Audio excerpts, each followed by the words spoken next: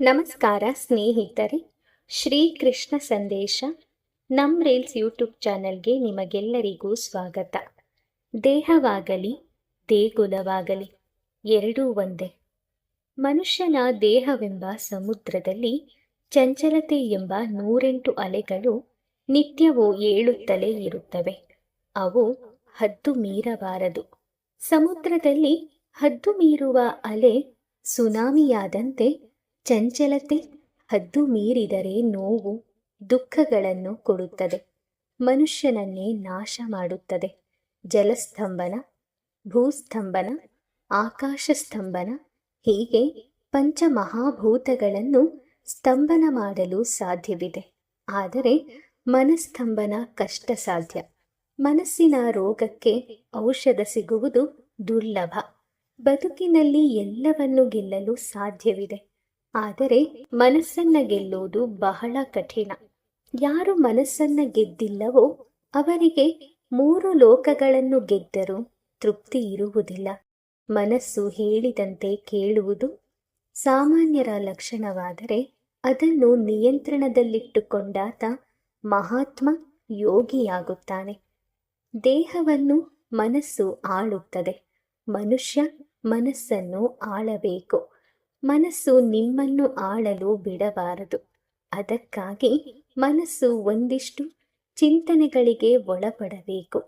ಯಾವುದೇ ವಿಷಯ ಇರಲಿ ಮನಸ್ಸಿನ ನಿಯಂತ್ರಣ ಬೇಕೇ ಬೇಕು. ಮನಸ್ಸು ಚಂಚಲಗೊಳ್ಳುವುದು ತಪ್ಪುವುದಿಲ್ಲ, ಆದರೆ ಚಂಚಲಗೊಂಡಾಗ ಅದು ಜಾರಿದಾಗಲೂ ಹಾಗೆ ಮುಂದೆ ಹೋಗುವುದು ದೊಡ್ಡ ತಪ್ಪು. ಹೊಲ ಗದ್ದೆಯಲ್ಲಿ ಹೇಗೆ ಭತ್ತದ ಸಿವುಡನ್ನು ಭತ್ತದ ಹುಲ್ಲಿನಿಂದ, ಜೋಳದ ಪೆಂಡಿಯನ್ನು ಜೋಳದ ದಂಟಿನಿಂದಲೇ ಕಟ್ಟುತ್ತಾರೋ ಹಾಗೆ ಮನಸ್ಸನ್ನು ಮನಸ್ಸಿನಿಂದಲೇ ಕಟ್ಟಿಹಾಕಬೇಕು. ಅದಕ್ಕೆ ಬೇರೆ ಯಾವ ಸಾಧನದ ಅವಶ್ಯಕತೆಯೂ ಇಲ್ಲ. ಇಂತಹ ಅಭ್ಯಾಸದ ಬಲದಿಂದ ಮಾತ್ರ ಮನಸ್ಸಿನ ನಿಯಂತ್ರಣ ಸಾಧ್ಯವಿದೆ. ಮನುಷ್ಯನ ಬಾಹ್ಯ ಜೀವನವು ಪವಿತ್ರವಾದದ್ದು. ಹಾಗೆ ಮನುಷ್ಯನ ಬಾಹ್ಯ ಬದುಕು ಪವಿತ್ರವಾಗಿದ್ದರೆ ಆಗ ತಾನಾಗಿಯೇ ಒಳಗಿನ ಮನಸ್ಸು ಬದಲಾಗುತ್ತದೆ. ಹೊರಗಿನ ಶುದ್ಧಿಯ ನಂತರ ಒಳಗಿನ ಶುದ್ಧಿ ಮಾಡಿಕೊಳ್ಳಬೇಕು. ಮನಸ್ಸಿನ ಮೇಲೆ ನಿಯಂತ್ರಣ ಸಾಧಿಸಿ ಒಂದಿಷ್ಟು ನಿವೇದನೆ ಮಾಡಿಕೊಳ್ಳಿ. ಇಲ್ಲದಿದ್ದರೆ ವೇದನೆಗೆ ಒಳಪಡಬೇಕಾಗುತ್ತದೆ. ಮನಸ್ಸು ನಿಯಂತ್ರಣಕ್ಕೆ ಒಳಗಾದಾಗ ಬೇರೆ ಯಾವುದೂ ನಿಮಗೆ ಬೇಕಾಗುವುದಿಲ್ಲ. ಪವಿತ್ರವಾದ ಮನಸ್ಸಿಗಿಂತ ಮುಖ್ಯವಾದದ್ದು ಈ ಜಗತ್ತಿನಲ್ಲಿ ಬೇರೊಂದಿಲ್ಲ. ಮನಸ್ಸು ಪವಿತ್ರವಾದರೆ ದೇಹವೇ ದೇಗುಲವಾಗುತ್ತದೆ. ಮನುಷ್ಯ ಆ ದೇಗುಲದಲ್ಲಿರುವ ಮಹಾದೇವನಾಗುತ್ತಾನೆ. ಕ್ಷಮೆ ಎಂಬುದು ಪ್ರತಿಯೊಬ್ಬ ಮಾನವನ ಜೀವನದಲ್ಲಿಯೂ ಇರಬೇಕಾದ ಮಹಾಗುಣ.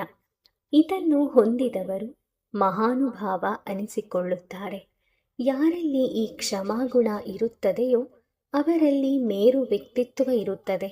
ಕ್ಷಮಿಸುವುದರಿಂದ ಸಿಗುವ ಸಂತೋಷವು ಶಿಕ್ಷಿಸುವುದರಿಂದಾಗಲಿ ದೂಷಿಸುವುದರಿಂದಾಗಲಿ ಸಿಗುವಂಥದ್ದಲ್ಲ.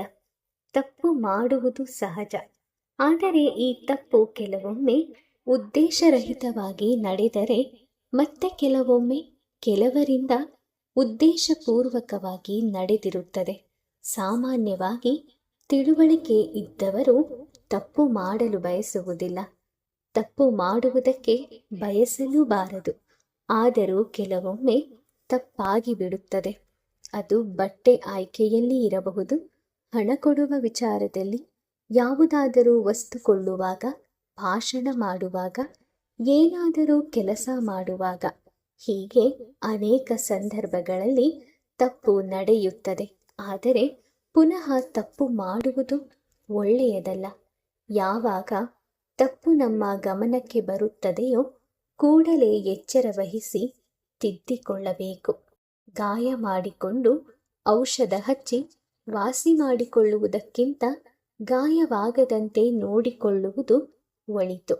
ಹಾಗೆ ತಪ್ಪಾಗುವ ಮುನ್ನ ಜಾಗೃತರಾಗಬೇಕು. ಅದೇ ಜಾಣ್ಮೆ. ತಪ್ಪನ್ನು ಒಪ್ಪಿಕೊಳ್ಳುವುದು ಮತ್ತು ತಿದ್ದಿಕೊಳ್ಳುವುದು ಕೂಡ ಒಳ್ಳೆಯ ಸಂಸ್ಕಾರವೇ. ಯಾರಾದರೂ ತಪ್ಪು ಮಾಡಿದಾಗ ಅದನ್ನೇ ದೊಡ್ಡ ಅಪರಾಧವೆಂಬಂತೆ ಬಿಂಬಿಸದೆ ಅದಕ್ಕೆ ಕಾರಣವೇನು, ಅದಕ್ಕೆ ಪರಿಹಾರವೇನು, ಮುಂದೆ ಆ ತಪ್ಪು ಆಗದಂತೆ ತಡೆಯುವ ಕ್ರಮಗಳು ಏನು, ಆದ ತಪ್ಪುಗಳನ್ನು ಸರಿಪಡಿಸುವುದು ಹೇಗೆ ಎಂಬುದರ ಬಗ್ಗೆ ಆಲೋಚಿಸಬೇಕು. ಆ ತಪ್ಪು ದ್ವೇಷವನ್ನು ಬೆಳೆಸುವ ಹಾದಿಯಾಗಬಾರದು. ಅದನ್ನು ಮನ್ನಿಸುವ ಮಹಾಗುಣ ನಮ್ಮಲ್ಲಿ ಬರಬೇಕು. ಅದನ್ನೇ ದೊಡ್ಡತನ, ದೊಡ್ಡ ಮನಸ್ಸು ಎಂದು ಹೇಳಲಾಗುತ್ತದೆ. ಅಂತಹ ದೊಡ್ಡತನವನ್ನ ಬೆಳೆಸಿಕೊಳ್ಳೋಣ, ಆನಂದ ಹೊಂದೋಣ. ತಪ್ಪು ಮಾಡಿದ ವ್ಯಕ್ತಿಗೆ ಶಿಕ್ಷೆ ಕೊಡುವುದರಿಂದ ಆ ವ್ಯಕ್ತಿಯೊಂದಿಗೆ ಸಂಬಂಧ ಕೆಡುತ್ತದೆ.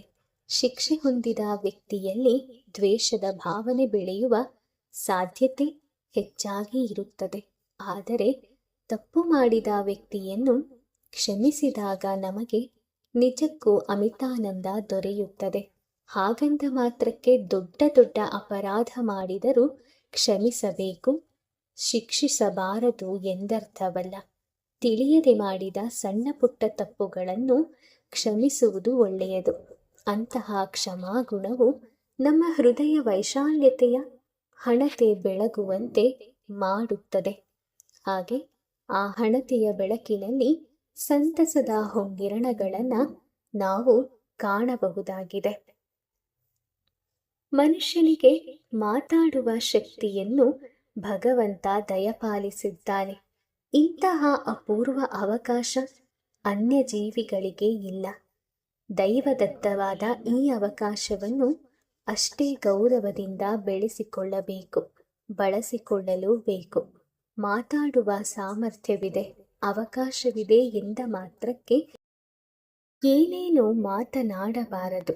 ಒಳ್ಳೆಯ ಮಾತುಗಳನ್ನೇ ಆಡಬೇಕು.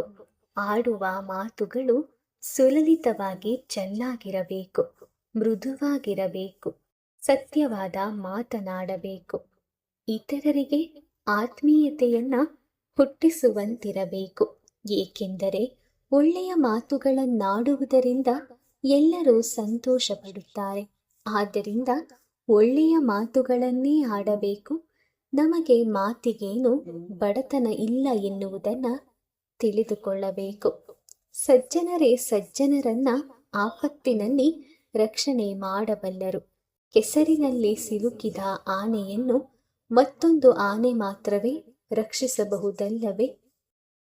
ಯಾವುದೇ ಕೆಲಸವನ್ನು ಮಾಡುವಾಗ ನಿಮಗೆ ನೀವೇ ಸಾಕ್ಷಿಯಾಗಿದ್ದು ಸಂಪೂರ್ಣ ಜಾಗೃತಾವಸ್ಥೆಯಿಂದ ಮಾಡಬೇಕು. ಯಾವುದೇ ವಸ್ತುವಿನ ಒಡೆತನ ಹೊಂದಿರುವುದು ತಪ್ಪಲ್ಲ. ಆದರೆ ಯಾವುದೇ ವಸ್ತು ನಿಮ್ಮ ಮೇಲೆ ಒಡೆತನವನ್ನ ಸಾಧಿಸಲು ಅವಕಾಶ ನೀಡಬಾರದು. ಸ್ನೇಹಿತರೆ, ಈ ಮಾಹಿತಿ ಇಷ್ಟ ಆಗಿದ್ರೆ, ಈ ವಿಡಿಯೋ ಇಷ್ಟ ಆಗಿದ್ರೆ ಲೈಕ್ ಮಾಡಿ, ಶೇರ್ ಮಾಡಿ, ಹಾಗೆ ನಿಮ್ಮ ಅನಿಸಿಕೆಯನ್ನು ಕಮೆಂಟ್ ಮಾಡಿ. ಇದೇ ರೀತಿಯ ಉತ್ತಮ ಸಂದೇಶಗಳನ್ನು ತಿಳ್ಕೊಳ್ಳೋಕ್ಕೋಸ್ಕರ ನಮ್ಮ ರೀಲ್ಸ್ ಯೂಟ್ಯೂಬ್ ಚಾನಲ್ಗೆ ಸಬ್ಸ್ಕ್ರೈಬ್ ಮಾಡ್ಕೊಳ್ಳಿ. ಮುಂದಿನ ವಿಡಿಯೋದಲ್ಲಿ ಭೇಟಿ ಮಾಡ್ತೀನಿ. ಓಂ ಶ್ರೀ ಕೃಷ್ಣಾಯ ನಮಃ. ಆ ಕೃಷ್ಣ ಪರಮಾತ್ಮ ನಿಮ್ಮೆಲ್ಲರಿಗೂ ಒಳ್ಳೆಯದನ್ನು ಮಾಡಲಿ. ಧನ್ಯವಾದಗಳು.